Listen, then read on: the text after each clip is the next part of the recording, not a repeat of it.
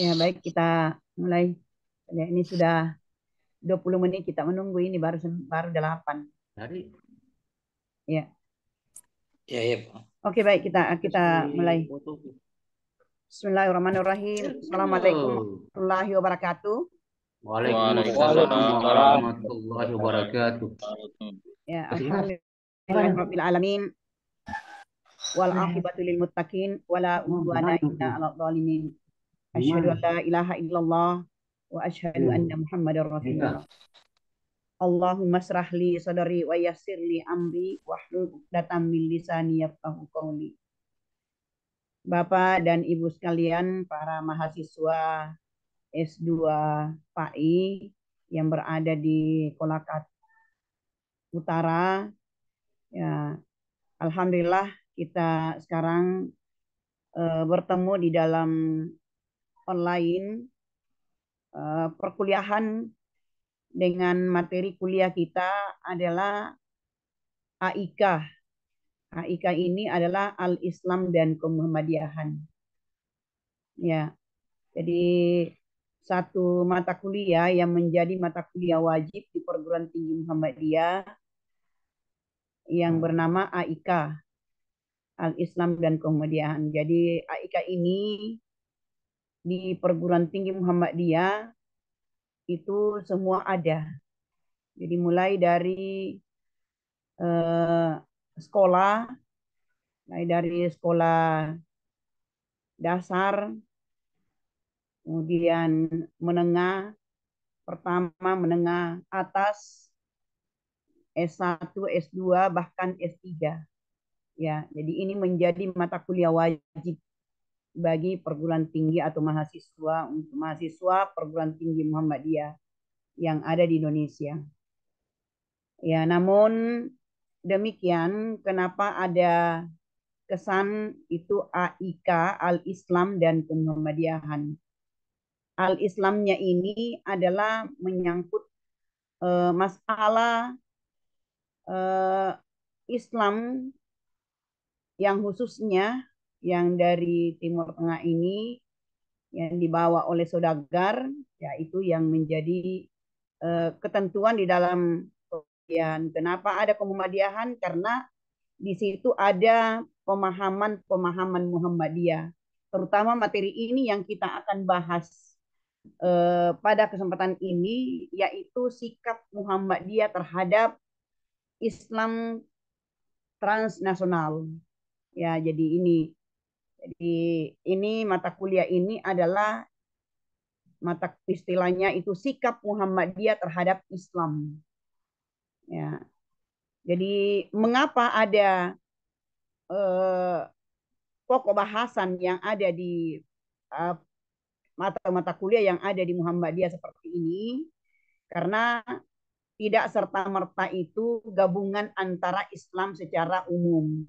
Tapi bagaimana Muhammadiyah menyikapi dengan Islam-Islam yang lain, kelompok-kelompok Islam yang lain.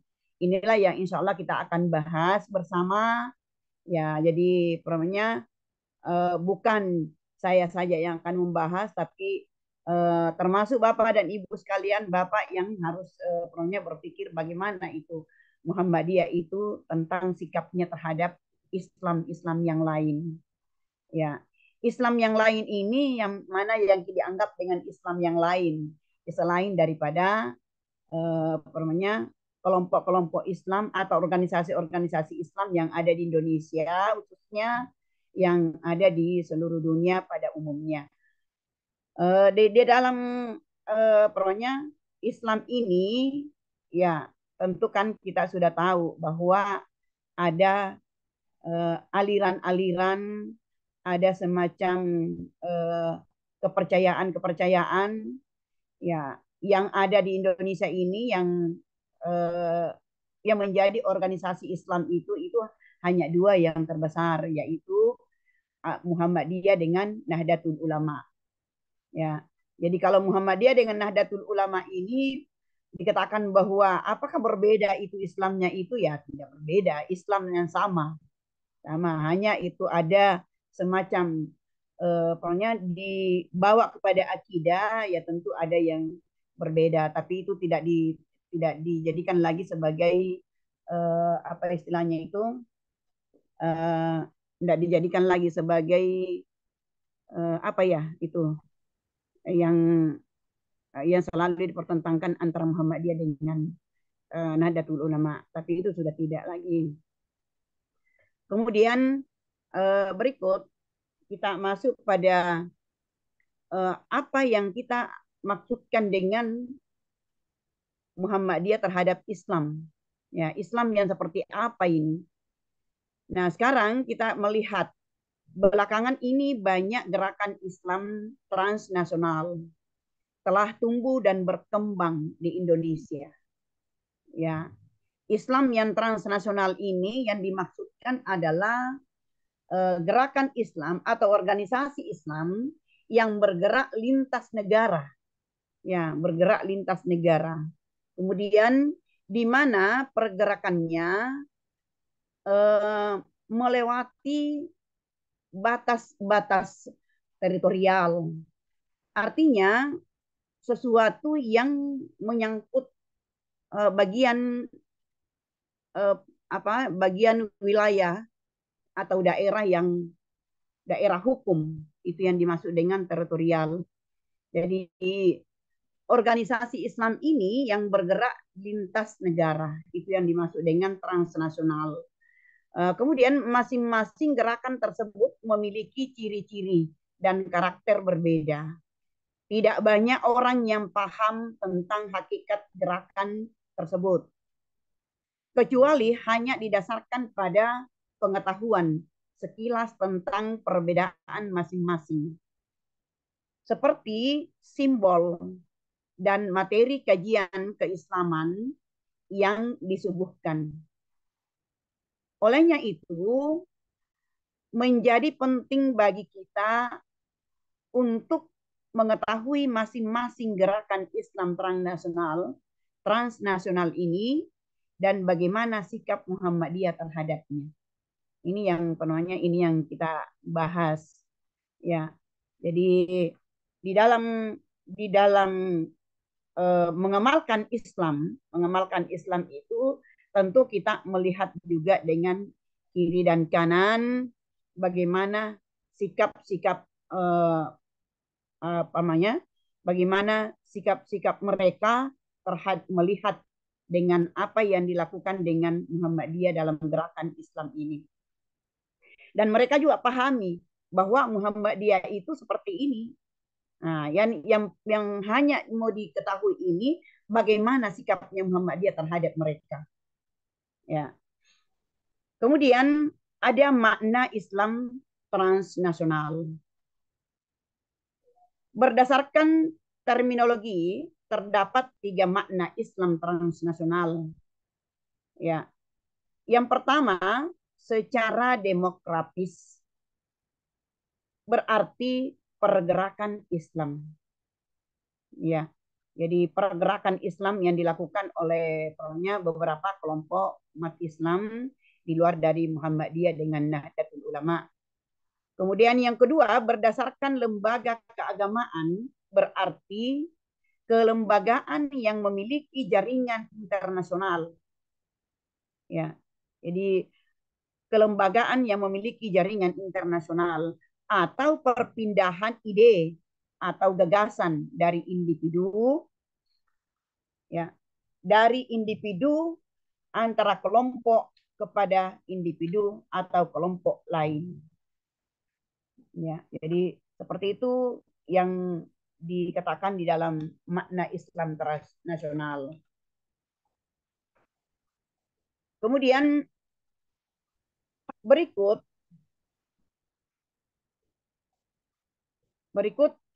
pemikiran Islam transnasional. Pemikiran Islam transnasional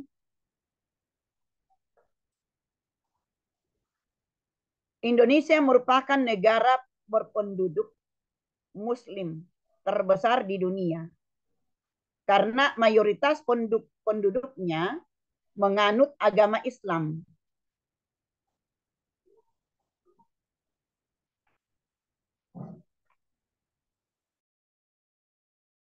populasi Islam yang besar ini menjadikan Indonesia sebagai sasaran para aktivis negara Islam.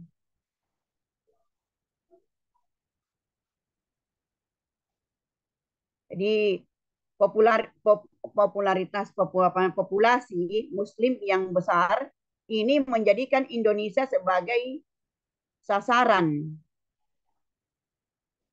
para aktivis gerakan Islam dari luar negeri untuk mengkampanyekan gerakan Indonesia, gerakan di Indonesia. Gerakan Islam yang berasal dari negeri inilah yang kemudian dikenal sebagai gerakan Islam transnasional. Jadi ini yang dimaksud dengan gerakan Islam transnasional dari negeri-negeri yang lain. Kemudian gerakan Islam transnasional di Indonesia sesungguhnya sudah muncul sejak awal tahun 1980-an. Munculnya berbagai gerakan ini ditandai dengan meningkatnya semangat kesantrian di tengah-tengah kehidupan masyarakat.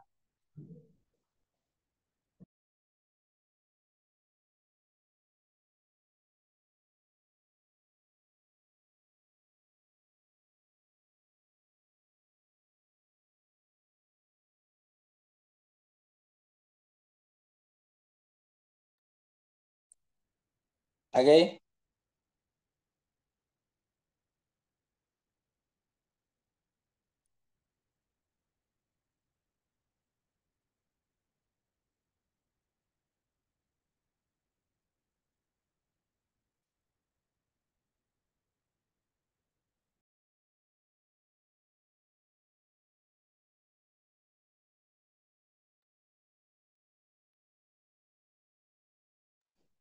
Hilang suara.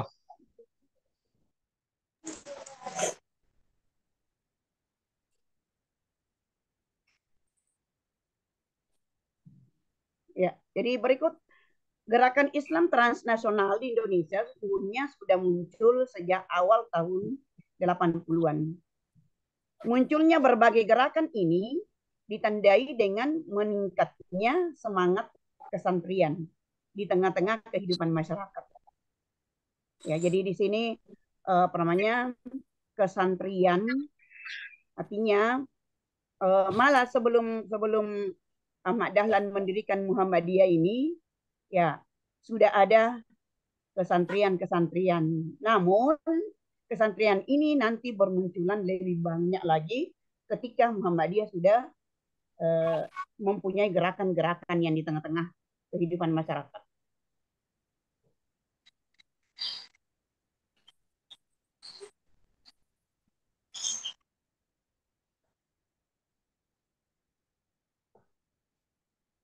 Ya. Yang ketiga adalah meningkatnya semangat kesantrian kemudian merambah ke jumlah. Ya. Merambah ke jumlah sektor kehidupan.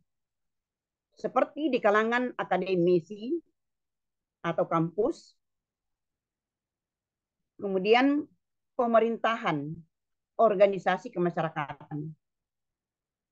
Jadi mulai dari meningkatnya semangat kesantrian ini kemudian merambah ke sejumlah sektor kehidupan seperti di kalangan akademisi, kampus, pemerintahan, organisasi kemasyarakatan, bisnis dan dunia pendidikan. Setelah berakhirnya pemerintahan Orde Baru, berbagai organisasi Islam tumbuh.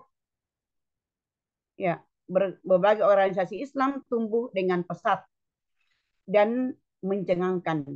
Organisasi tersebut dikenal sebagai gerakan Islam baru. Ya, New Islamic Movement. Kemudian berikutnya, organisasi-organisasi baru inilah yang menjadi aktor utama gerakan Islam transnasional di Indonesia. Jadi organisasi yang bermunculan pada saat itu, itulah yang menjadi aktor utama gerakan Islam transnasional. Akar pemikiran Islam baru seperti Tarbiyah, Hizbut Tahrir, ya, Hizbut Tahrir Indonesia dan Salafi. Gerakan Tarbiyah sangat dekat dengan Ikhwanul Muslimin di Mesir. Sedangkan Hizbut Tahrir Indonesia merupakan cabang Hizbut Tahrir internasional yang berpusat di Yordania.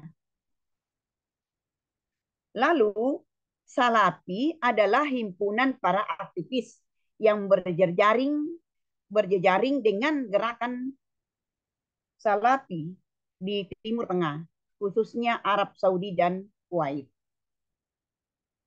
Jadi inilah semua organisasi Islam yang dimaksud dengan organisasi di luar dari yang bermunculan pada belakangan ini. Berikut pola penyebaran gerakan Islam, gerakan yang paling utama dalam melalui alumni pendidikan dari Timur Tengah. Mereka yang telah berkenalan dan mendalami pemikiran gerakan pembaharuan Islam di Timur Tengah. Itu kemudian membawa ke Indonesia. Gerakan Tarbiyah misalnya, peran para alumni Timur Tengah dalam membawa pemikiran Ikhwanul Muslimin IM secara lebih utuh ke dalam kancah gerakan dakwah kampus. Ya, jadi apa namanya? Sekarang itu sudah banyak juga masuk kampus itu gerakan-gerakan Islam. Ya. Jadi kalau di daerah-daerah itu ya baru istilahnya dari pemuda-pemuda yang merambah ke masuk kampus dalam hal ini adalah termasuk dulu dimasukkan adalah mahasiswanya. Kemudian sedangkan dalam Hizbut Tahrir Indonesia peran utama penyebaran pemikiran ini telah dilakukan aktivis Hizbut Tahrir dari Lebanon. Kemudian Abdurrahman Al-Bahdadi dan Muhammad Mustafa, keduanya adalah alumni perguruan tinggi di Yordania. Mereka berdua yang telah memperkenalkan pemikiran Hizbut Tahrir dan ikut menyebarkannya di kalangan dakwah kampus.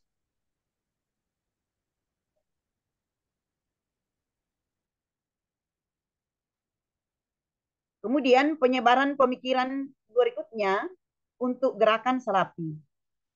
Para alumni Livia Jakarta memiliki peran yang sangat menonjol. Lembaga pendidikan yang merupakan cabang dan universal Muhammadiyah, Muhammad Ibnu Saud, Riyadh, Arab Saudi ini dimaksudkan untuk menyebarkan pemikiran Salafi di Asia Tenggara, khususnya Indonesia. Kurikulum pendidikan yang diterapkan di lembaga pendidikan ini mengadopsi universitas induknya. Para pengajarnya ada yang didatangkan dari Timur Tengah, khususnya Saudi Arabia. Ini namanya beberapa pemikiran keislaman Timur Tengah. Berikut macam-macam gerakan transnasional di Indonesia. Yang pertama, gerakan Tarbiyah Ikhwanul Muslimin. Ikhwanul Muslimin didirikan di Mesir pada Maret 1928 oleh Hasan al-Banna. Tujuan Ikhwanul Muslimin adalah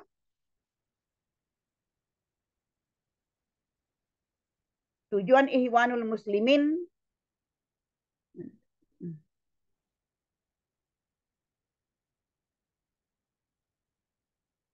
adalah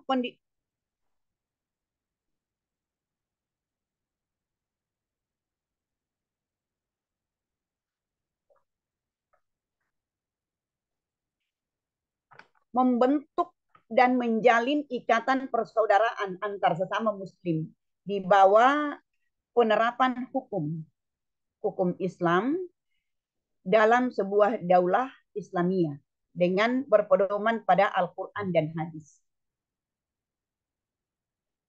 Yang kedua, gerakan ini memiliki pengaruh dalam memunculkan gerakan-gerakan Islam lainnya di seluruh dunia yang tidak memisahkan persoalan agama dengan politik.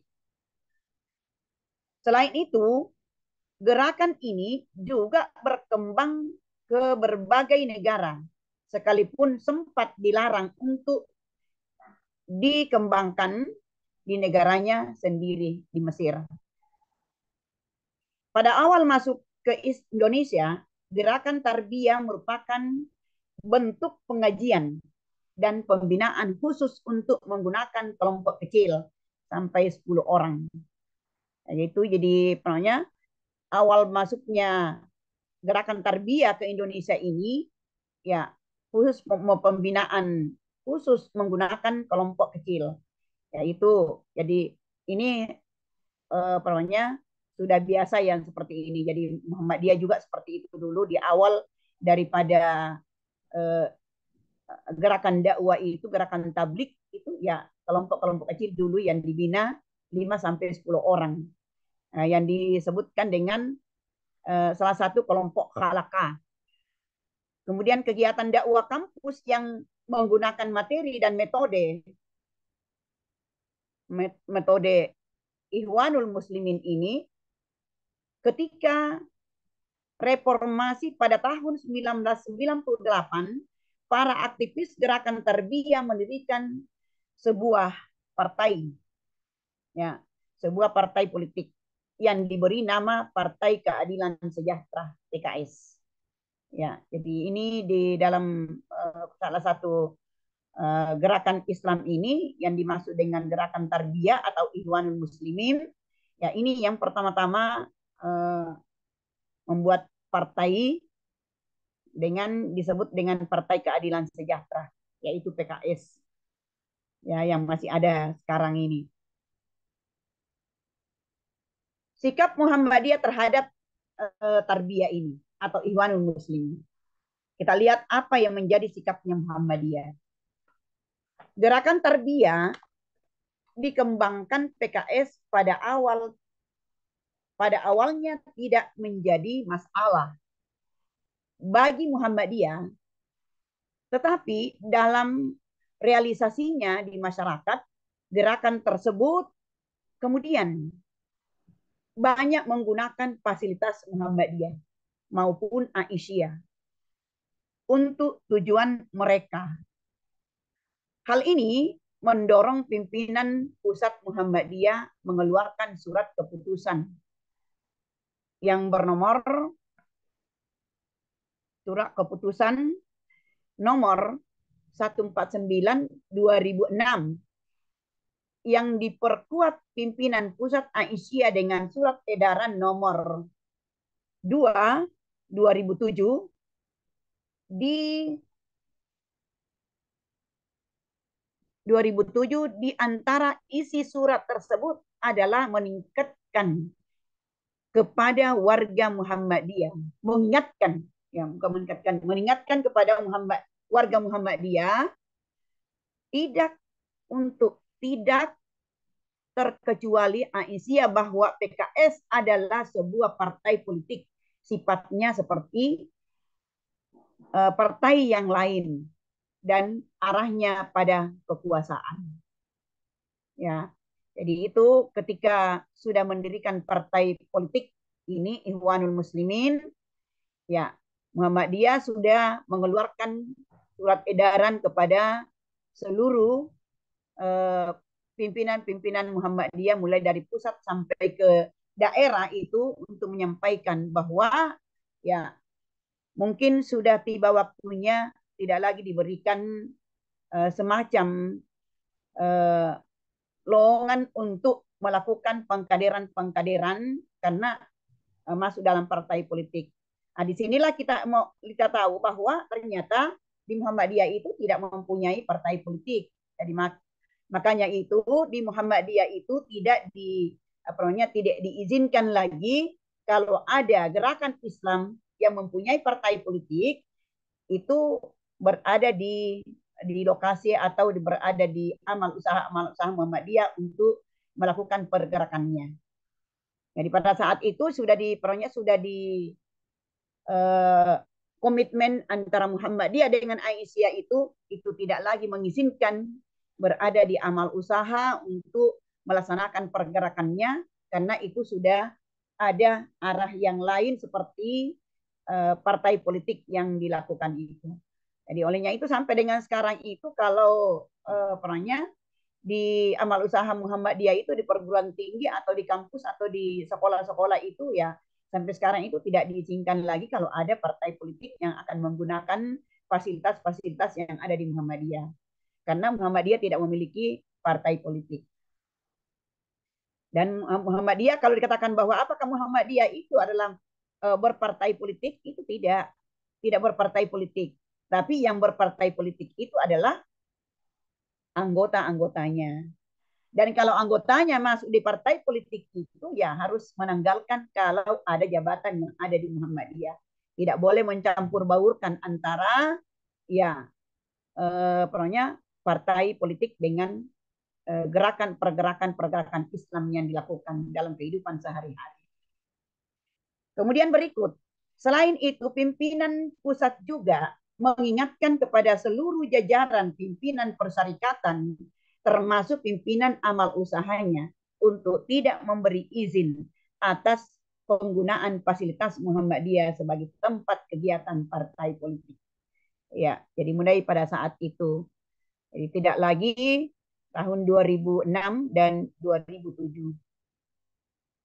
Ya, hanya saya tidak tahu ini kapan ini muncul ini saya tidak tahu, saya tidak ingat persis itu bahwa kapan itu muncul itu Partai Amanat Nasional itu yang dikiranya banyak orang itu adalah partainya Muhammadiyah, padahal itu bukan yang didirikan oleh Bapak Profesor Dr. Amin Rais. Ya. Berikut dua Hizbut Tahrir. Jadi itulah tadi sikap Muhammadiyah yang namanya kepada Ikhwanul Muslimin. Yaitu awalnya itu pokoknya baik-baik saja, tidak menjadi masalah itu kita melakukan pergerakan bersama-sama. Kalau itu masih sebatas Islam yang kita gerakkan itu tidak menjadi masalah di Muhammadiyah. Tapi kalau sudah masuk pada partai politik maka itu di pokoknya tidak di apa ya tidak diindahkan lagi untuk kebersamaan kita bersama dengan mereka. Yang kedua, Hizbut Tahrir. Selanjutnya yang merupakan bagian dari gerakan-gerakan Islam transnasional di Indonesia adalah Hizbut Tahrir. Ya, HTI adalah cabang dan Hizbut Tahrir yang berpusat di Yordania. Yang kedua, Hizbut Tahrir merupakan gerakan yang didirikan Taqiyuddin An-Nabhani, seorang aktivis ya,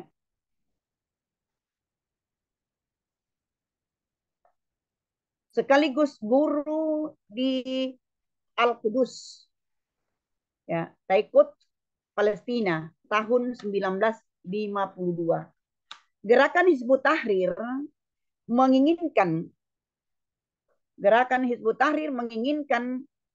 kembalinya masyarakat yang Islami dan jauh dari pengaruh imperialis.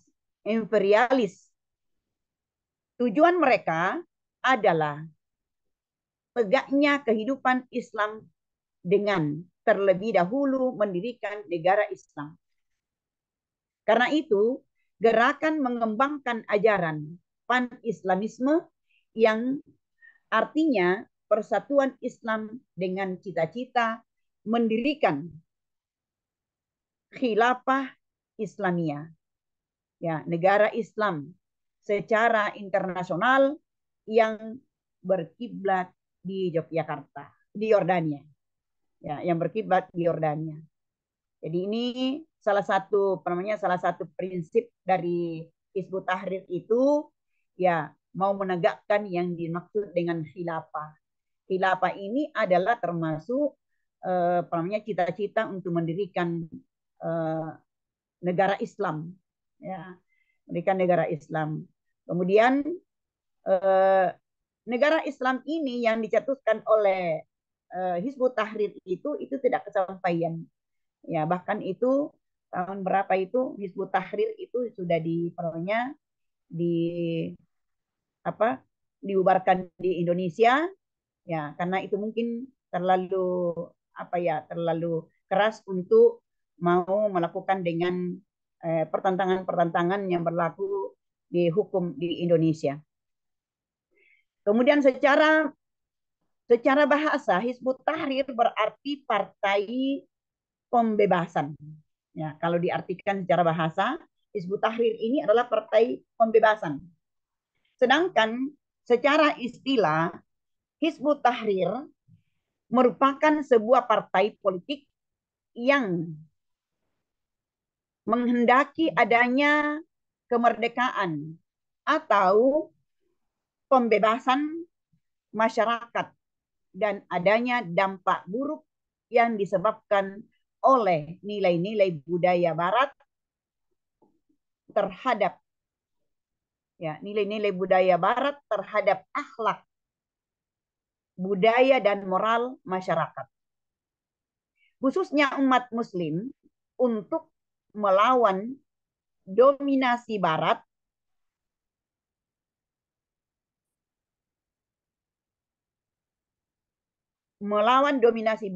dan mewujudkan negara Islam secara internasional.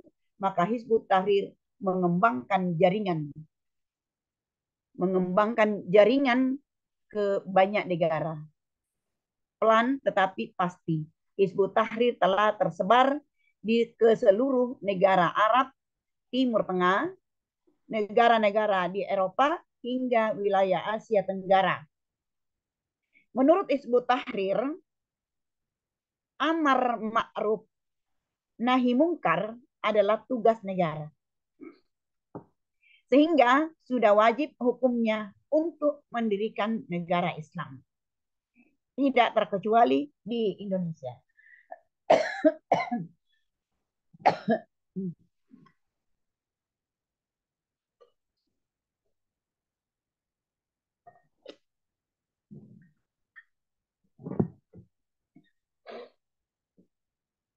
Ya, jadi itu yang namanya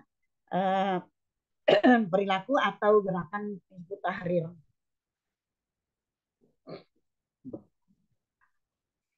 Berikut sikap Hizbut Tahrir, sikap Muhammadiyah terhadap Hizbut Tahrir. Pemikiran Hizbut Tahrir yang demikian itu tentu berbeda dengan Muhammadiyah. Sebab bagi Muhammadiyah mengindahkan segala hukum, undang-undang, peraturan serta dasar dan falsafah negara yang sah adalah bagian dan sifat kepribadiannya. Selain itu, tokoh Muhammadiyah juga telah ikut berpartisipasi dalam merumuskan pembukaan Undang-Undang 1945 dan Pancasila. Muhammadiyah telah ikut berkeringat dalam membidani kemerdekaan dan pembentukan Negara Kesatuan Republik Indonesia (NKRI). Bagi Muhammadiyah, negara Pancasila adalah darul ahdi wasyahadah. Sehingga tidak pantas jika ada pihak-pihak lain yang akan menggantikan menjadi negara Islam. Ya, itu salah satu sikap Muhammadiyah terhadap Hizbut Tahrir. Ya, Hizbut Tahrir ini adalah bertentangan dengan apa yang mau dijabarkan di dalam pembentukan negara Islam itu, sementara Muhammadiyah itu adalah masih ya masih eh, atau dia terlibat di dalam kemerdekaan atau ikut berkeringat dalam membidani kemerdekaan dan pembentukan negara kesatuan NKRI ini. Muhammadiyah itu negara pembentukannya adalah masih pada negara Pancasila, ada Darul Ahda Wasyahadah. Ya, sehingga tidak pantas jika ada pihak-pihak lain yang akan menggantikannya menjadi negara Islam. Ya, jadi itu ya yang tidak sejalan dengan Muhammadiyah, dan sikap Muhammadiyah itu adalah tidak boleh untuk mendukung kepada Hizbut Tahrir yang berniat untuk mendirikan negara Islam ya pada pada saat dia bergerak di dalam uh, pemurnian, menurut mereka adalah pemurnian dalam Islam. Yang ketiga adalah jamaah tablik. Ya, jamaah tablik ini ya jamaah tablik ya yang sekarang ini, yang kalau kita lihat sekarang ini, yang jamaah tablik ini adalah ya ini yang masih semarak, yang banyak yang banyak bergerak di sekitar kita itu. Nah, kalau di Sulawesi Selatan itu ini yang sering ke apa yang keluar ke masjid, bahkan ke masjid Timur Tengah itu, ya dia mendatangi ke sana itu untuk melakukan dengan jamaahnya ini. Ketika yang merupakan gerakan Islam transnasional adalah jamaah tabligh, merupakan gerakan non politik yang didirikan Maulana Syekh Muhammad Ilyas. Ya, Handalawi, Ilyas Handalawi ini di India pada tahun 1920. Gerakan ini awalnya menyeru untuk menyelamatkan umat Islam di India dan kristenisasi yang berusaha dilakukan oleh Inggris yang saat itu menjajah India. Kemunculan JT ini, jamaah tablik ini, juga dilatar belakangi kekhawatiran Kandalawi terhadap keadaan umat Muslim di India yang telah keluar dan ajaran Islam sesungguhnya. Ya, keluar dari ajaran Islam yang sesungguhnya. Itu kekhawatiran daripada Kandalawi. Sehingga ya ini mengindahkan salah satu gerakan yang ada di jamaah tabligh. Di antara metode dakwah jamaah tabligh adalah al-khuruj, yaitu keluar melakukan dakwah yang peralatan hidup yang sangat sederhana. Selain itu, dilakukan jaulah.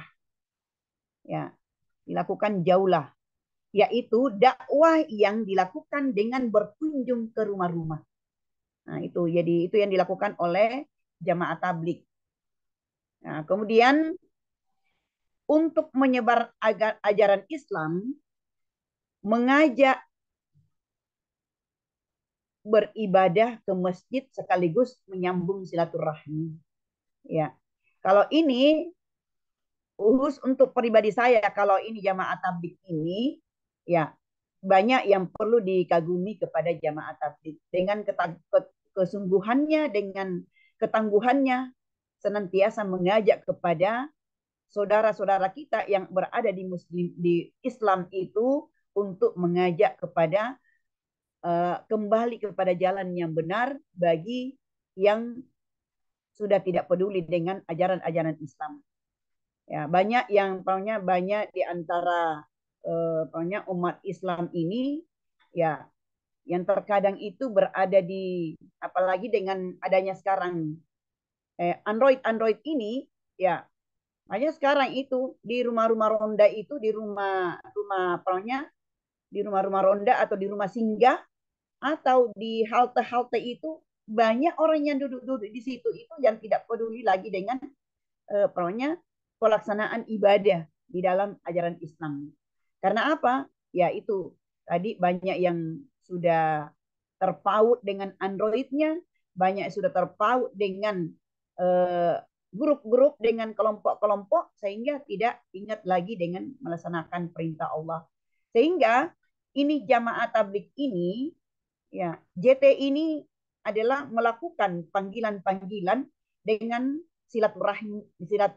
silaturahminya ya mengajak anak-anak gelandangan atau anak-anak yang senantiasa berada begadang di rumah-rumah ronda atau di rumah singgah itu yang pertama diajak.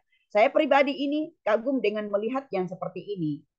Ya, hanya saja tentu ada di antara gerakannya itu yang tidak sejalan dengan apa yang kita lakukan di Muhammadiyah.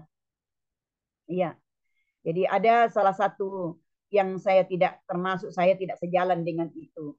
Seperti kalau dia keluar, apakah dia keluar keluar ke masjid-masjid atau bahkan keluar daerah, bahkan keluar provinsi, bahkan keluar negara. Ya, dengan tidak tidak ada persiapan-persiapan anak dan istri yang ditinggalkan. Karena dia berprinsip bahwa mereka itu adalah di bawah lindungan Allah. Kalau ditinggalkan dengan uh, arrijalnya, ditinggalkan dengan pemimpinnya dengan tujuan untuk berjihad, untuk mengembangkan Islam, untuk mengajak umat muslimin untuk senantiasa melaksanakan perintah Allah. Nah, ini. Dan ini adalah eh, apa ya? Saya cari-cari di mana dasarnya sehingga mereka melakukan hal yang seperti itu, meninggalkan keluarganya ya dengan berprinsip bahwa pasti ada ada lindungan Allah kepadanya. Dan kalau tidak ada makannya itu pasti katanya itu diberikan makan oleh Allah Subhanahu wa taala. Jadi ini yang prinsip inilah yang dianggap bahwa itu prinsip yang kita tidak tahu apa dasarnya sehingga dia berprinsip seperti itu. Nah, menurut mereka itu ada dasarnya, ada regulasinya di dalam perintah Allah. Tapi kita tidak pernah mendapatkan itu. Berikut materi dakwah JT ini meniadakan nahi mungkar. Ya. Jadi materi dakwanya jamaah tablik ini meniadakan nahi mungkar. Karena menurut mereka umat Islam saat ini masih dalam kondisi pembentukan kehidupan yang Islam. Di samping itu, mereka juga berpandangan bahwa taklid kepada iman mazhab adalah suatu keharusan.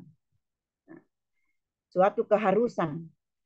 Jadi bertaklid kepada imam mazhab itu adalah suatu keharusan. Sebab pada saat sekarang ini belum ada ulama yang telah memenuhi kriteria sebagai mujtahid karena pandangan ini mereka melarang anggotanya untuk melakukan ijtihad.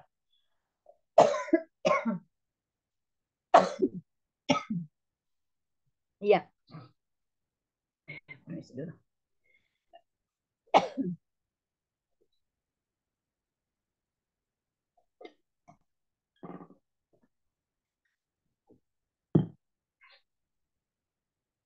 Ya, jadi ini juga yang yang kurang banyak banyak di antara kita itu termasuk di Muhammadiyah itu Ya, tidak sejalan dengan apa yang dijadikan sebagai materi dakwanya ini jamaah tabligh ini, yaitu menadakan hari nahi mungkar, karena menurut mereka umat Islam itu masih dalam kondisi pembentukan kehidupan yang Islami. Di samping itu mereka berpandangan bahwa taklid kepada imam mazhab adalah suatu keharusan. Ya, untung tidak dikatakan bahwa suatu kewajiban, masih dikatakan suatu keharusan. Sebab saat sekarang ini belum ada ulama yang telah memenuhi kriteria sebagai mujtahid. Ya, menurut mereka belum ada ulama, belum ada ulama yang memenuhi kriteria sebagai mujtahid. Jadi pandangan ini mereka melarang anggotanya untuk melakukan ijtihad. Ya, jadi ijtihad ini menurut apalagi di Muhammadiyah itu ada.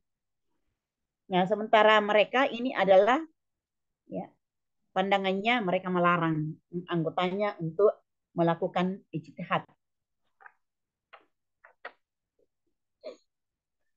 Nah, dianggap bahwa belum ada yang memenuhi kriteria untuk sebagai mujtahid. Ya. Mereka itu mengatakan bahwa kalau mujtahid itu adalah orang yang sudah menguasai Al-Quran, isi Al-Quran, dan menguasai itu sunnah-sunnah Rasul. Nah, jadi sehingga dikatakan bahwa belum memenuhi kriteria untuk menjadi mujtahid.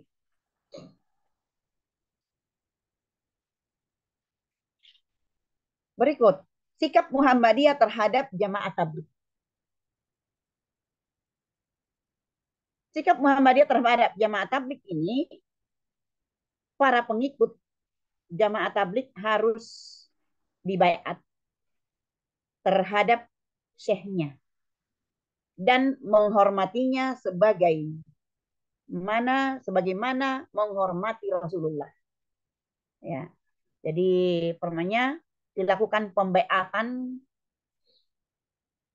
kepada siapa yang mau menjadi pengikut JT harus dibaiat. Ya, di baiat itu yang baiat adalah syekhnya yang dianggap sebagai eh, apa ya gurunya atau ustasnya yang menghormati sebagai yang menghormatinya sebagai sama dengan menghormati Rasulullah Shallallahu Alaihi Wasallam. Penerima dakwah tidak terkait dalam struktur organisasi ajarannya mengarah kepada tasawuf. Hidup sederhana menolak menghadiri walimah. Ya, jadi hidup sederhana dan menolak menghadiri walimahan. Dan senang bersyikir di kompleks makam. Nah, ini sudah bertentangan semua dengan pokoknya makanya sikap Muhammadiyah itu kita melihat kemudian di Indonesia anggotanya sangat bervariatif seperti seniman ya, seperti seniman kalangan profesional dan dari unsur yang lain dengan bekal peralatan sehari-hari sederhana. Anggota jamaah tabligh biasanya berpindah-pindah dan dari masjid ke masjid mengajak masyarakat di sekitar masjid untuk ikut aktif dalam kajian yang dia selenggarakan.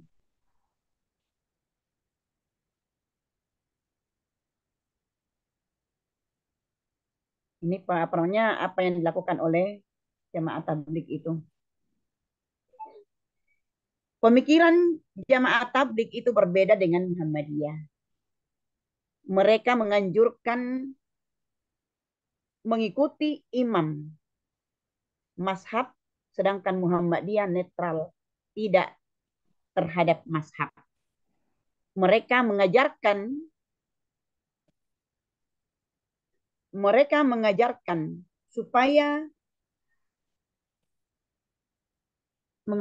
supaya berbaiat kepada syekhnya, sedangkan Muhammadiyah tidak membolehkan berbaiat atau menghormati syekhnya.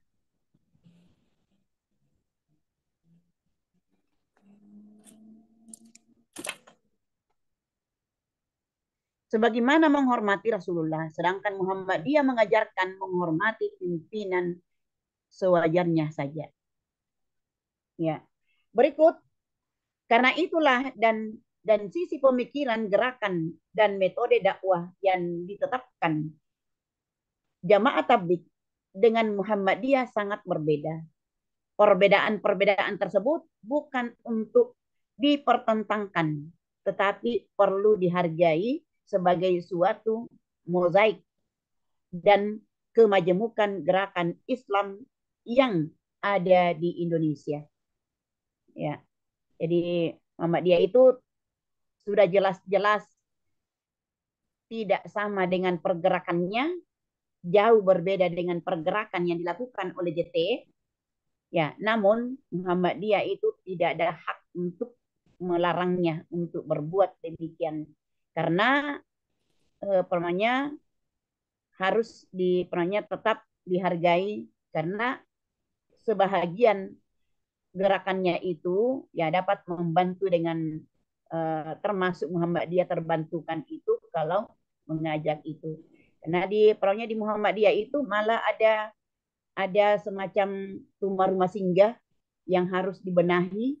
Baik Muhammadiyah maupun Aisyah itu mempunyai rumah singgah dan dibenahi dengan pembelajaran-pembelajaran itu.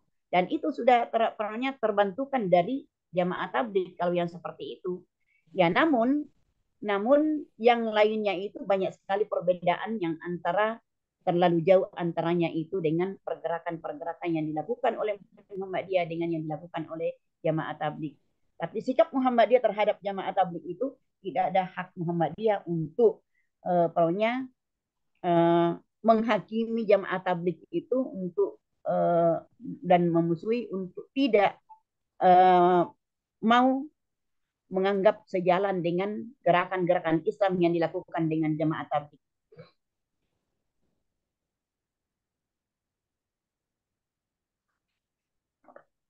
Ya.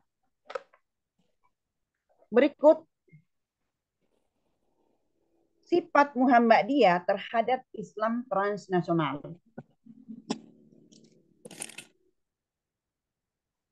Sikap Muhammadiyah terhadap gerakan Islam transnasional didasarkan pada seruan Allah dan Rasul-Nya. Landasan sikap Muhammadiyah didasarkan pada Al-Quran, surah An-Nisa, ayat 59 dan 82, serta hadis Rasulullah yang diriwayatkan oleh Bukhari Muslim. Yang pertama, yaitu pada surah An-Nisa ayat 59. Bismillahirrahmanirrahim. Ya ayyuhalladzina amanu atiiqullaha wa atiiur rasul wa ulil amri minkum. Fa in tanaza'tum fi syai'in farudduhu ila Allahi war rasuli in kuntum tu'minuna billahi wal yawmil akhir. Zalika khairu wa ahsanu ta'wila. Ya. Arti dari ayat ini mengatakan, hai orang-orang yang beriman, taatilah Allah dan taatilah Rasul-Nya dan ulil amri di antara kamu. Ya. Kemudian jika kamu berlainan pendapat tentang sesuatu, maka kembalikanlah ia kepada Allah atau Al-Quran dan Rasul-Nya atau sunnahnya. Jika kamu benar-benar beriman kepada Allah dan hari kemudian, yang demikian itu lebih utama bagimu dan lebih baik akibatnya. Ya, itu dasar yang digunakan oleh Muhammadiyah terhadap gerakan-gerakan ini. Ya, karena di dalam Al-Quran ini ya kita diseru untuk mentaati Allah dan mentaati Rasul itu, dan kalau ada kemudian kita berbeda pendapat dengan mereka-mereka ini, maka kembalikanlah ia kepada Al-Quran. Karena di Al-Quran itu adalah semua sudah ada yang menjadi petunjuk, sudah ada yang menjadi anjuran dan perintah, bahkan larangan. Semua sudah tercover di dalam Al-Quran. Sehingga beriman kepada Allah dan hari kemudian yang demikian itu lebih utama bagimu dan terbaik dan lebih baik akhir akibatnya. Ya, seperti itu Bapak dan Ibu sekalian. Kemudian yang kedua Al-Quran surah An-Nisa ayat 82.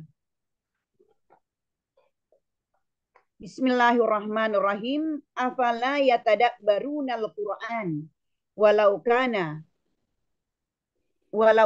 min indi ghairillahi lawajadu fihi ikhtilafan katsira. Ya. Maka apakah mereka tidak memperhatikan Al-Quran? Kalau sekiranya Al-Quran itu bukan dari sisi Allah, tentulah mereka mendapat pertentangan yang banyak di dalamnya. Ya.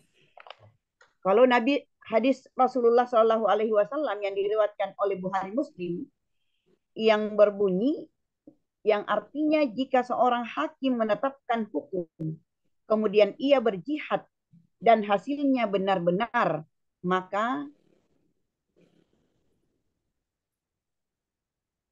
yang mendapatkan pahala, dan apabila ia menghukumi dengan ijtihad kemudian jihadnya salah, baginya masih mendapatkan satu pahala. Hadis riwayat Bukhari.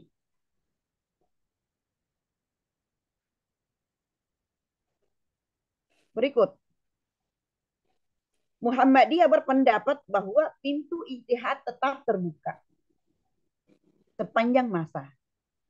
Pintu ijtihad tidak terbatas kepada siapapun. Kepada siapapun asalkan memenuhi persyaratan.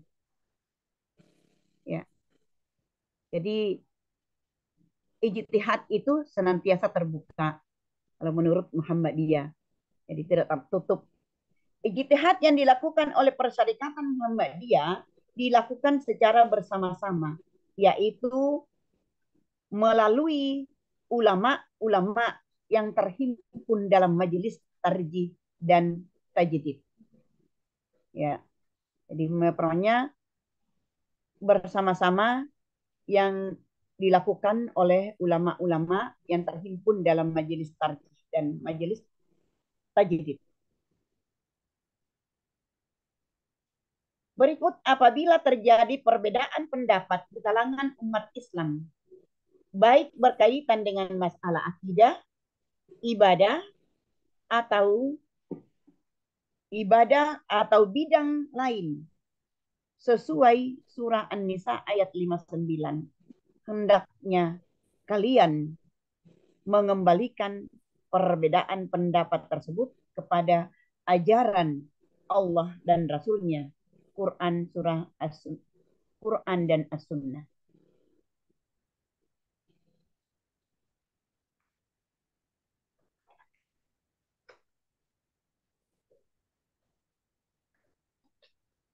Muhammadiyah dalam menyikapi kehadiran ideologi lain.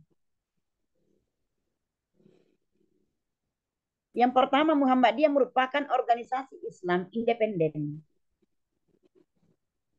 dan memiliki rumah sendiri yang tidak dapat dimasuki organisasi atau gerakan lain.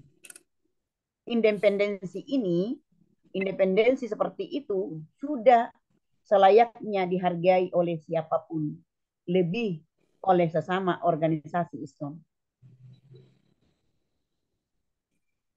Yang kedua, gerakan tarbiyah apabila partai politik apapun adalah organisasi di luar Muhammadiyah.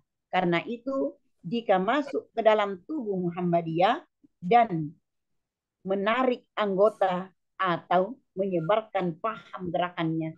Baik paham itu sama maupun berbeda, maka selain tidak etis, juga mengganggu dan melanggar kepantasan atau kepatutan, serta tidak semestinya dilakukan jika ingin memperoleh dukungan dan anggota Muhammadiyah justru harus menampilkan sikap yang simpatik dan menjaga hubungan yang harmonis, bukan melakukan ekspansi dengan alasan sebagai gerakan dakwah yang berhak masuk kemanapun. Ya, itu yang menjadi Muhammadiyah dalam menyikapi kehadiran ideologi Islam.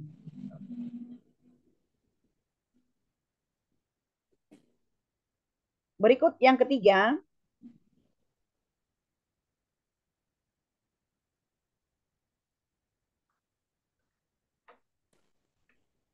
Muhammadiyah dalam menyikapi kehadiran ideologi lain, termasuk juga gerakan-gerakan Islam transnasional adalah sebagai berikut.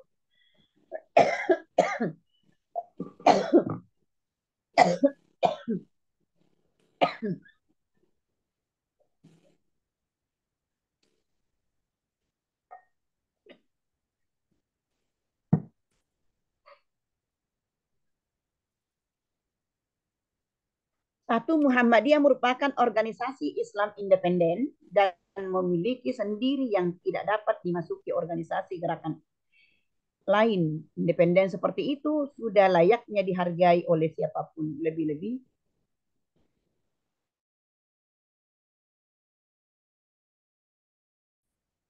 ya, sudah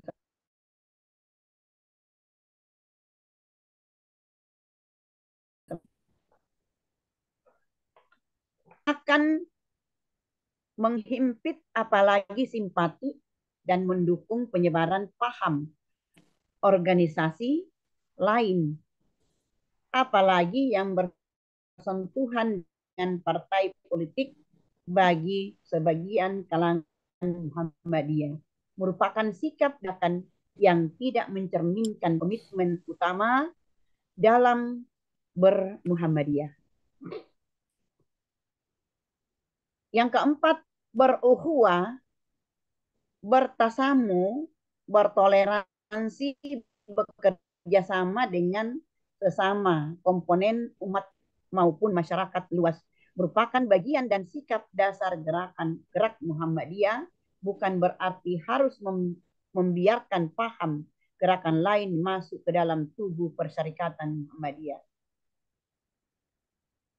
Yang kelima, gerakan Tarbiyah merupakan penyokong dan sekaligus pendiri Partai Keadilan Sejahtera PKS, dan PKS tidak terlepas dan Tarbiyah dalam pembinaannya. Karena itu, keduanya merupakan organisasi dari gerakan luar, tidak memiliki hubungan atau afiliasi apapun, termasuk afiliasi hubungan paham agama dan ideologi dengan Muhammadiyah. 6. Sesungguhnya Muhammadiyah akan lebih mudah jika urusan dengan partai politik manapun sebatas urusan politik, artinya dia tidak apapun termasuk Partai Amanat Nasional, PKS dan lain sebagainya. Hal-hal yang menyangkut kepentingan politik adalah berbagai partai politik tersebut menampilkan kinerja dan peran yang dapat menarik simpati warga Muhammadiyah.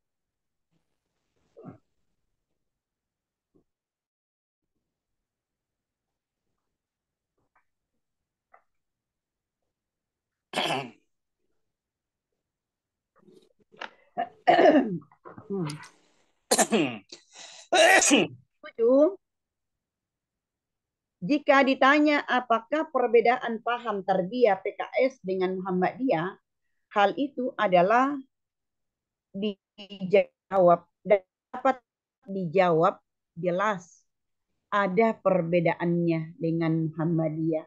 Sebagaimana temuan penelitian gerakan Islam yang praktiknya dapat membenarkan tawasul, mempraktikkan yasinan untuk kepentingan menarik simpati umat, mempraktikkan rukiah tidak dilaksanakan Muhammadiyah. Lihat itu apa yang menjadi akidah Muhammadiyah, prinsip di Muhammadiyah itu tidak akan pernah goyang dari apa yang dijadikan sebagai gerakan Islam yang yang berasal dari gerakan Islam yang dari luar ini. Berikut ketidaksetujuan atau kekhawatiran sejumlah pihak di tubuh Muhammadiyah terhadap ideologi atau paham liberalisme sekuler tidak berarti harus mendekatkan diri, menghimpit diri, menyamakan diri, apalagi bersimpatik, mendukung dan membela gerakan tarbiyah atau manapun yang masuk dan menyebarkan ideologi paham gerakan ke dalam tubuh Muhammadiyah. 9. Jika sebagian warga atau pimpinan dalam lingkungan Muhammadiyah bersimpatik hingga mendukung dan memilih PKS maupun partai politik lainnya, hal itu merupakan hak politik sebagai warga negara yang diberi kebebasan dan dihormati oleh Muhammadiyah. Ya, jadi kalau ada di antara anggota Muhammadiyah atau di antara pimpinan Muhammadiyah itu ada yang masuk pada partai politik yang yang di yang di lingkup PKS ini, ya itu tidak ada larangan dari pimpinan Muhammadiyah masuk ke dalamnya. Yang penting tidak mencampur baurkan antara program yang ada di Muhammadiyah dengan program yang ada di partai politik itu. Yang ke-10, membela ideologi dan kepentingan Muhammadiyah tidak identik dengan mengobarkan permusuhan, ya, tidak toleran, tidak uhuwa, dan tidak luas. Sikap tersebut merupakan usaha untuk menjaga keutuhan, kelangsungan,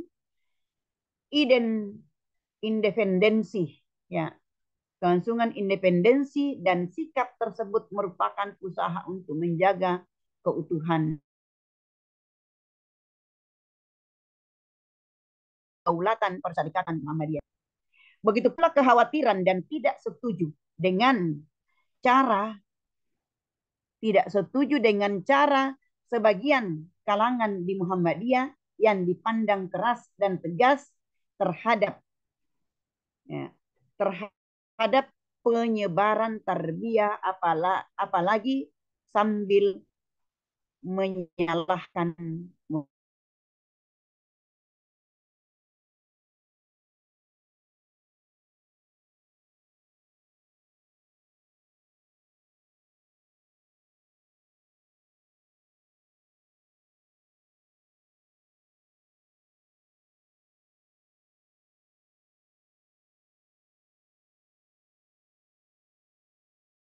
boleh masuk dan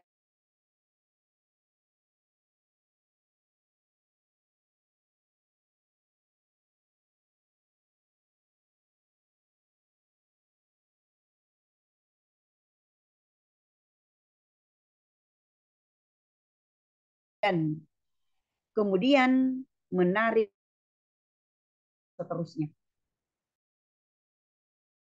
Dan politik manapun selalu memiliki sikap ekspansi dan akan mudah memasuk di lingkungan yang memiliki nasbah teologis, paham agama dan ideologis yang sama. Karena itu, gerakan ideologis tidak dapat sekedar dilihat kebaikannya pada aspek teks atau norma, namun harus dilihat dalam tindakan-tindakannya.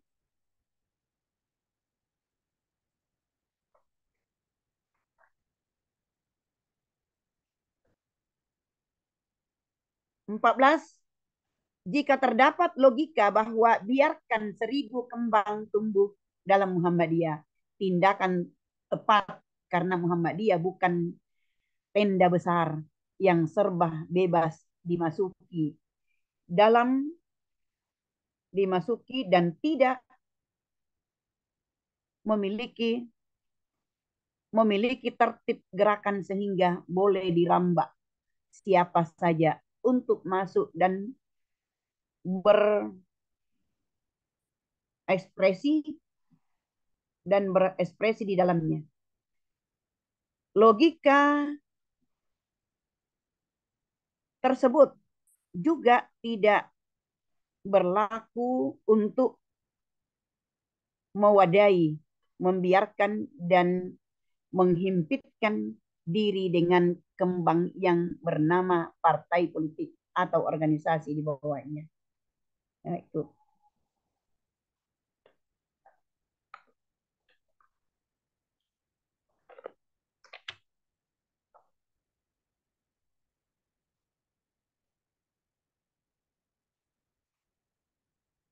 Yang ke-15, memperkaya atau mengadopsi metode lain yang dianggap baik, tindakan keliru sejauh terkait dengan berikut. Untuk memperkuat gerakan atau pembinaan dalam Muhammadiyah. B. Menjadi konsensus organisasi dan bukan jalan atau keputusan sendiri-sendiri. C. Di dalam Muhammadiyah sendiri sudah kehilangan atau tidak ada metode yang bias. Tidak ada metode yang bias diandalkan dan memerlukan pengembangan atau bahkan pembaharuan. Namun pemakaian atau adopsi metode pembinaan dari luar akan menjadi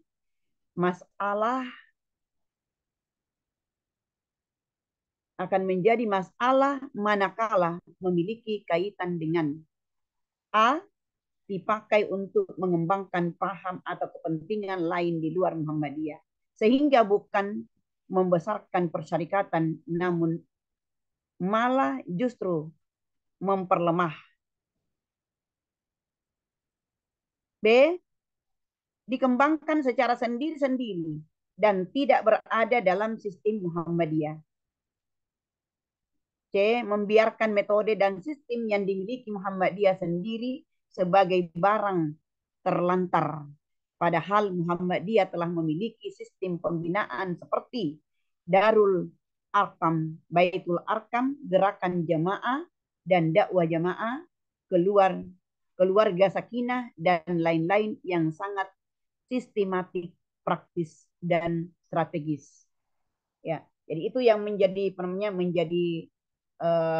prinsip dan pergerakan yang ada di Muhammadiyah untuk diseimbangkan dengan apa yang menjadi pergerakan di luar di Muhammadiyah atau pergerakan Islam yang lain.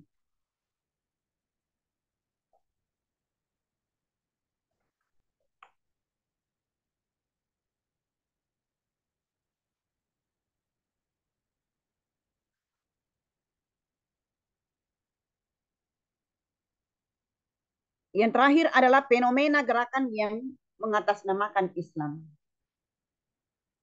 Ya.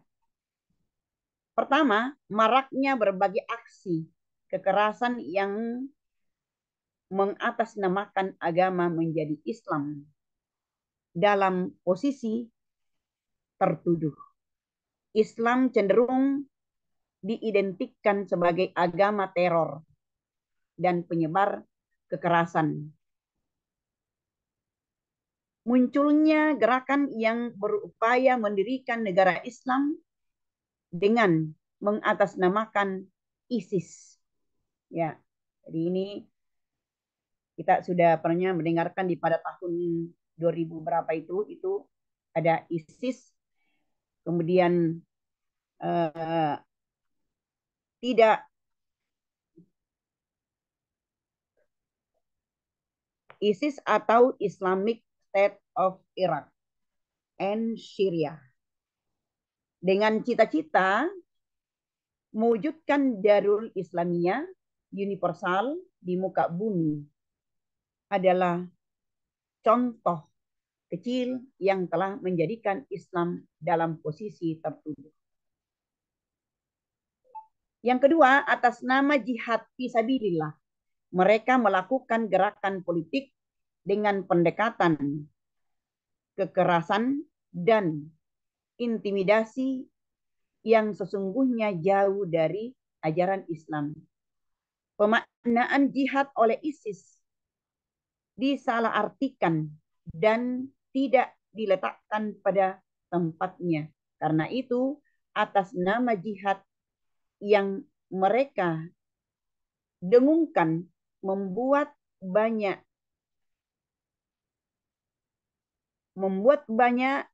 darah tidak berdosa tumpah dan harta banyak dijarah. Selanjutnya munculnya stigma bahwa Islam agama teroris dan penebar kekerasan. Yang terakhir, jika dicermati, meskipun ISIS dianggap sebagai gerakan mendirikan negara Islam di Irak dan Suriah, ternyata ISIS tidak terlihat sebagai gerakan yang mendukung gerakan Islam.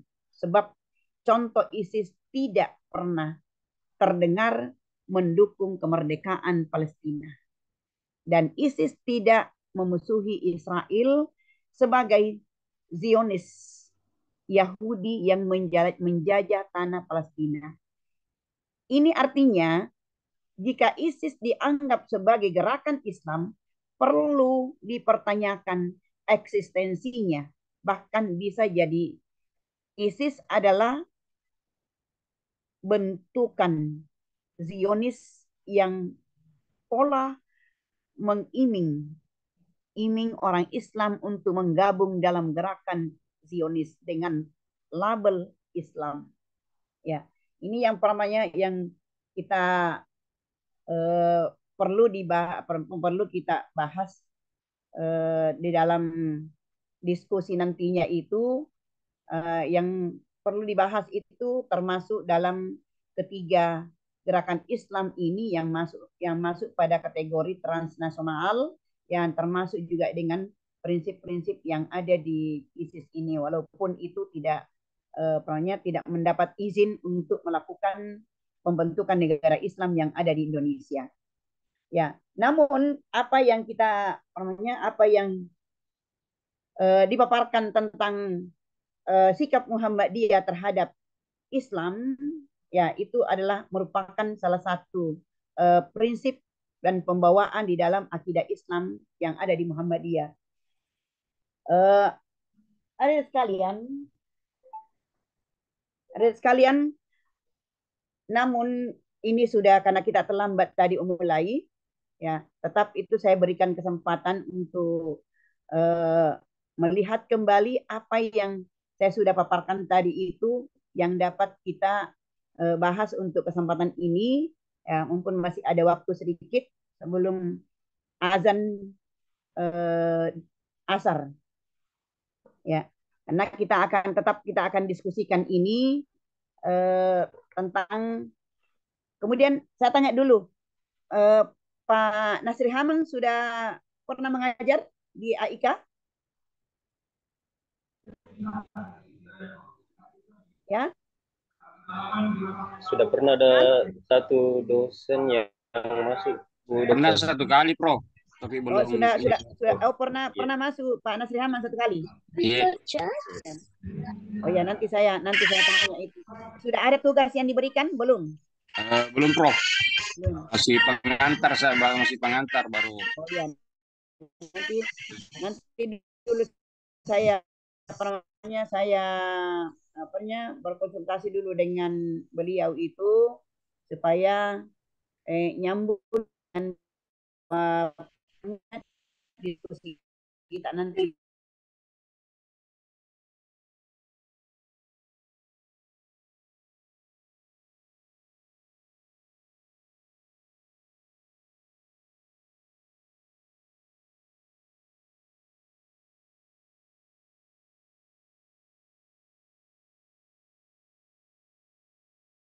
Sharing ini bisa sampai 2 orang sebelum azan maghrib, azan asyar, ya boleh kita ini.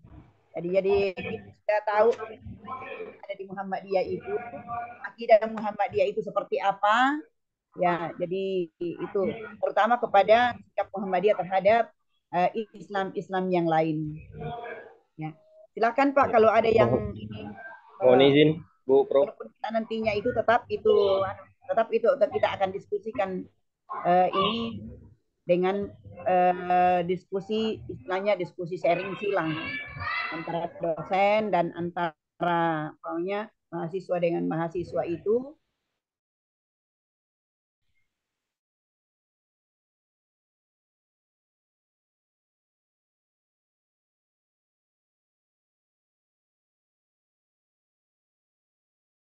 Di 73 golongan. Ya. Dan hanya satu yang selamat. Insya Allah Muhammadiyah adalah salah satunya, meskipun bukan satu-satunya, Bu Prof. Iya, betul. Pertanyaan saya, kira-kira siapa 72 golongan ini? Mungkin perlu menarik sekali untuk kita gaji. Siapa tahu ada nanti yang kira-kira terjebak atau salah arah untuk masuk ke 72 golongan ini, Pak Prof, Ibu Prof. Iya. Terima kasih banyak Ibu Prof. Ya, kasih. Assalamualaikum. Waalaikumsalam warahmatullahi wabarakatuh. Ya, jadi ini juga pertanyaan yang sangat menarik dibahas ini. Ya, namun kalau kita membahas itu siapa-siapa yang 72 golongan ini, dan hanya salah satu di antaranya ini itu yang dianggap bahwa golongan satu ini yang selamat. Jadi kalau 72 kurang satu ini jadi 71. Siapa-siapa ini golongan yang 71 ini? Ya, apakah ada Muhammadiyah di dalamnya? Ya, itu. Jadi kalau yang 72 golongan ini itu sudah bermacam-macam manusia dengan prinsipnya dan akidahnya. Ya.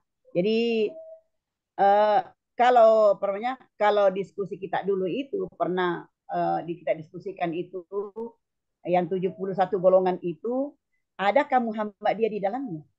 Ya. Karena kalau dikatakan bahwa insya Allah mudah-mudahan yang satu itu ada Muhammadiyah di dalamnya, sebab apa itu? Sebahagian orang Muhammadiyah di dalamnya. Jadi yang 71 ini juga itu tidak menutup kemungkinan juga ada anggota Muhammadiyah yang ada di dalamnya. Ya, karena itu adalah kita kembali kepada bagaimana dengan akidah masing-masing. Karena akidah masing-masing ini yang membuat itu bermacam-macam golongan yang ada nanti di akhirat itu. Ya, bahkan kalau kita mau batasi itu ada golongan kanan, ada golongan kiri, dan ada golongan tengah. Nah, yang mana? Yang mana itu dimasuk dalam golongan kanan atau kiri? Yang satu tadi itu. Ya, dan ya perangnya yang golongan kiri dan tengah dengan kanan ini, yang 71 tadi itu, apakah ada semua juga di dalamnya? Ya ini. Jadi kalau kita mau membahas dengan tuntas hal ini, ya tidak boleh kita tanggung-tanggung, tidak boleh setengah-setengah. Karena itu adalah harus kita bagaimana kita mengkaji Al-Quran dan hadis, bukan sebatas ayat saja, Al-Quran, hadis saja yang kita harus bahas. Ya, jadi dengan tadi ini Pak Hizbullah ya siapa?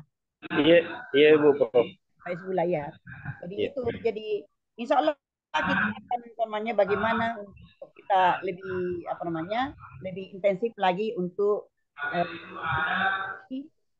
golongan-golongan yang ada di sini. Itu golongan-golongan yang ada di 71 itu dengan dengan siapa saja yang ada di golongan satu tadi ini. Ya.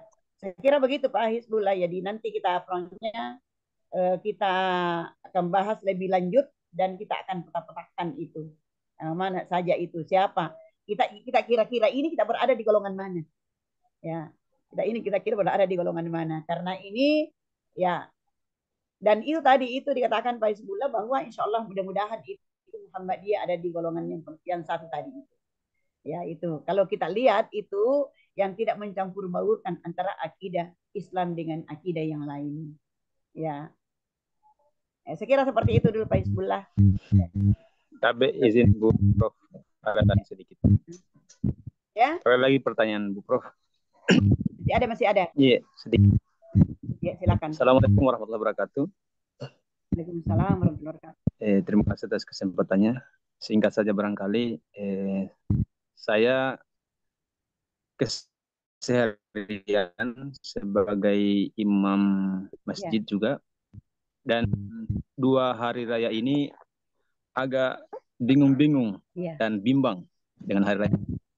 Kenapa? Karena ada perbedaan antara NU dan Muhammadiyah tentang hari raya. Padahal Allah sudah firmankan wa'tasimu bihablillahi jami'a wa la tafarraqu. Berpegang teguhlah tali agama Allah dan jangan bercerai-berai.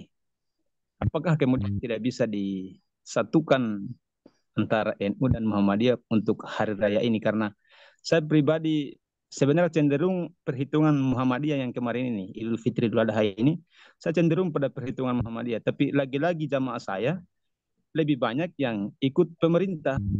Jadi otomatis. Ya, betul. Ya. Saya ikut juga sholat di hari itu. Jadi berteman dengan nurani saya. Jadi kira-kira bagaimana ini Bu Prof? Oke. Ya, kasih banyak Pak Laude. Ya, jadi ini adalah memang apa yang menjadi masyarakat awam ini sering bertanya-tanya. Ya, masyarakat awam yang sering bertanya-tanya. Sedangkan Islam ini berbeda-beda, bagaimana lagi yang bukan Islam? Ya, sedangkan Islam ini masih terbagi dua untuk ini. Tapi wajar kalau mereka itu bertanya-tanya seperti itu karena memang dia tidak tahu dasarnya apa, sehingga ada perbedaan. Ya. Kemudian kalau dikatakan tadi oleh Pak Laude bahwa apakah ini tidak bisa disatukan antara Muhammadiyah dengan Nahdlatul Ulama? Ya, sebenarnya Muhammadiyah dengan Nahdlatul Ulama ini sudah sering bersatu, tapi khusus untuk perbedaan di dalam penentuan hari raya itu sulit untuk disatukan karena masing-masing berbeda, ya, berbeda alat dan prinsip yang harus dilakukan untuk menentukan hari raya itu. Nah, itu yang pertama. Kemudian saya kira Pak Laude sudah tahu itu yang dilakukan oleh Muhammadiyah itu dengan perhitungan atau hisab. Kemudian yang dilakukan oleh Nahdlatul Ulama itu adalah ru'yah atau melihat langsung dengan pandangan mata tentang perhitungan bulan itu. Ya. Dan ini juga sudah dilakukan sejak dari Asar Basir ke Amin Rais ke Pak Din Samsudin, dari kepemimpinan di Muhammadiyah pusat itu sudah sering diberlakukan itu dengan rapat bersama dengan majelis ulama bersama dengan MUI dengan ini apalagi yang satu ini. Ya, itu sudah dilakukan dengan itu. Tapi karena akidah tidak bisa disamakan, maka itu tidak bisa dibersamakan kalau pendapat. Dan sebenarnya Pak Lode ini sudah sering itu khususnya kalau di Parepare ini sudah sering sekali itu sudah ada ciri-ciri mau bersatu. Tapi satu sisi kalau dibawa lagi ke sidang isbat. Sidang isbat itu sudah diketahui sebelum sidang isbat dilakukan, itu sudah diketahui keputusannya bahwa itu tidak bisa mengikuti. Kalau kapan Muhammadiyah lebih duluan itu, maka tidak bisa mengikuti Muhammadiyah. Karena dianggap bahwa itu adalah ikut dengan pemerintah. Tidak dikatakan bahwa ikut dengan Nahdlatul Ulama, tapi dikatakan ikut dengan pemerintah. Tapi sudah pernah terjadi di Parepare. Itu sementara kita sholat Idul Adha. Sementara kita sholat Idul Adha di lapangan Muhammadiyah. Ya. Jadi terkadang juga itu kalau berbeda itu biasa kita pinjam lapangan umum. Ya, lapangan yang ada di Kota Parepare. Jadi dipinjamkan, tapi terkadang juga tidak dipinjamkan. Ya, mungkin kalau itu adalah merupakan masih bayangan-bayangan itu apa melakukan bersamaan atau tidak, sehingga dia tidak mengizinkan Muhammadiyah berlebaran berhari raya di lapangan umum. Makanya kita melaksanakan di lapangan Muhammadiyah sendiri. Sementara kita mendengarkan khutbah, ada telepon dari teman mengatakan bahwa kita masih berada di lapangan kah? Saya bilang masih. Nah, katakan jam berapa pulang? Saya bilang kita masih sementara mendengarkan khutbah Id. Katakan kenapa?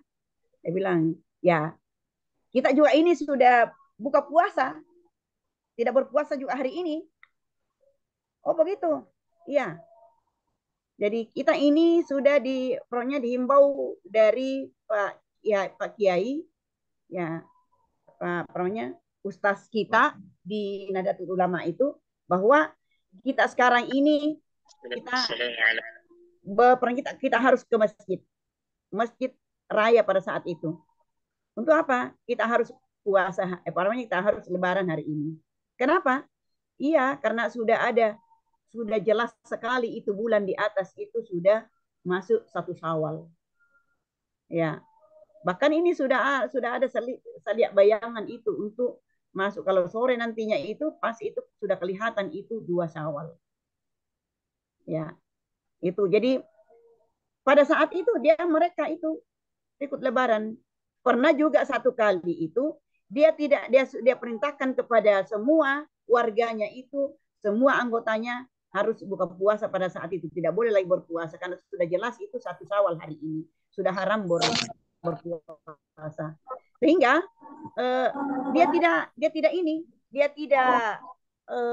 melaksanakan sholat Id, tapi dia besoknya nanti sholat Id. Tapi tetap juga berbeda. Tapi mereka tidak sudah mengakui bahwa itu adalah yang sekarang ini adalah Muhammadiyah, hanya tidak mengatakan seperti itu. Yang sekarang ini adalah Muhammadiyah yang benar, karena dia sudah ini. Dan alhamdulillah di Muhammadiyah itu belum pernah salah. Itu selalu sama-sama dengan apa yang dilaksanakan, seperti kalau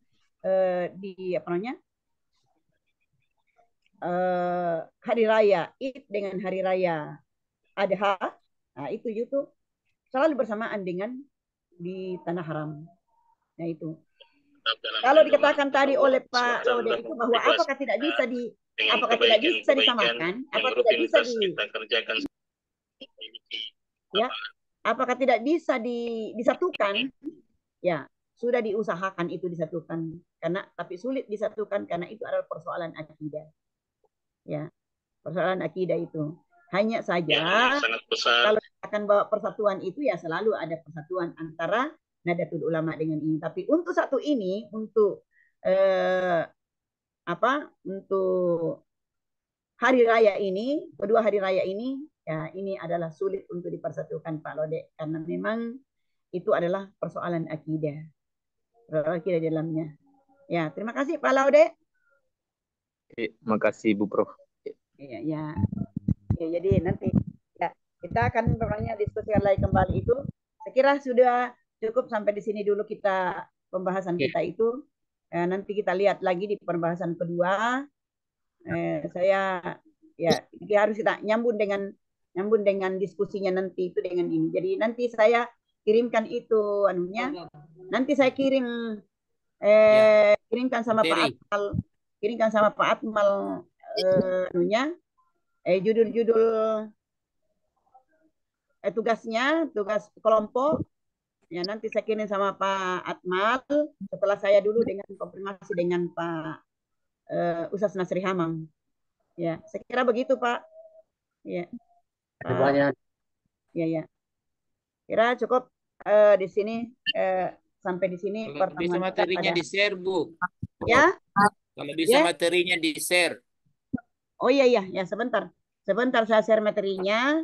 Kemudian untuk tema-tema makalahnya nantinya itu nanti saya sudah konfirmasi dengan Pak Nasir Ahmad. Baru saya kirimkan itu ya. Kalau materinya sebentar saya share kembali. Iya. Putus tidak Iya, suaranya. Iya. Suara. Ya. Jadi, terima kasih atas perhatian adik-adik para mahasiswa. Mudah-mudahan apa yang kita bahas ini akan menjadi yang bernilai ibadah di sisi Allah Subhanahu wa taala. Amin ya rabbal alamin. Amin ya rabbal alamin. Billahi fisabilil haq, fastabiqul khairat. Assalamualaikum warahmatullahi wabarakatuh. Waalaikumsalam warahmatullahi